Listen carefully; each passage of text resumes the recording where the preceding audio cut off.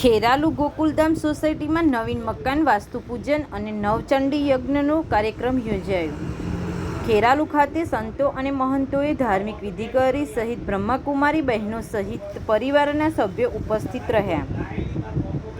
ખેરાલુ ધારાસભ્ય સરદારભાઈ ચૌધરી સહિત કોંગ્રેસના અગ્રણી મુકેશભાઈ દેસાઈ સહિત વડનગરથી નગરપાલિકા પૂર્વ પ્રમુખ ચંદ્રિકાબેન રાજુભાઈ પ્રજાપતિ અને પ્રાંત અધિકારી સહિત મામલતદાર અને ટીડીઓ સહિત ગોવિંદભાઈ પ્રજાપતિ અને પૂર્વ મામલતદાર રાજુભાઈ ડબગર અને જાગૃત પત્રકાર ફારૂક મેમણ અને પરેશભાઈ દેસાઈ, નાથુભાઈ સોની, દેવગીરી ગોસ્વામી, ચબુતરાવાળા પ્રમુખપતિ વિશાલ પંડ્યા, ઉપપ્રમુખપતિ વિક્રમભાઈ ચૌધરી સહિત અનેક વિધિ અધિકારીઓ ઉપસ્થિત રહ્યા।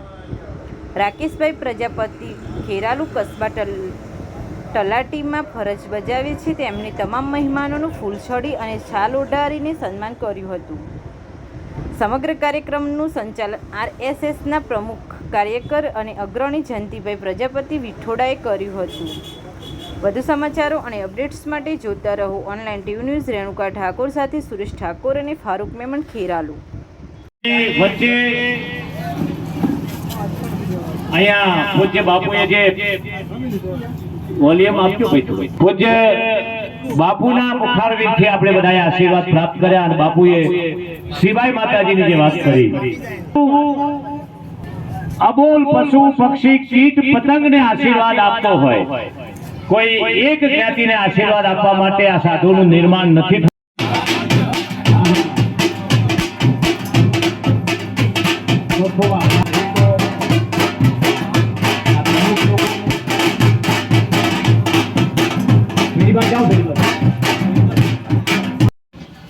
ના ઘરના વાસ્તુના પ્રોગ્રામની અંદર તો બધા એ ખરેખર આપણા સૌના માટે ગૌરવની વાત છે।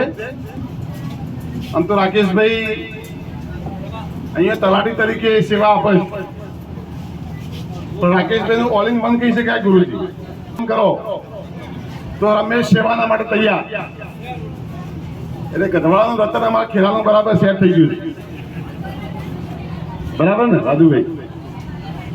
હા, એટલે રાકેશભાઈ જે પ્રમાણે ખેરાલુમાં આવીને પ્રગતિ કરી છે અને જે સેવાનું કામ કર્યું છે એ અહીંયા બધા લોકો યાદ કરે।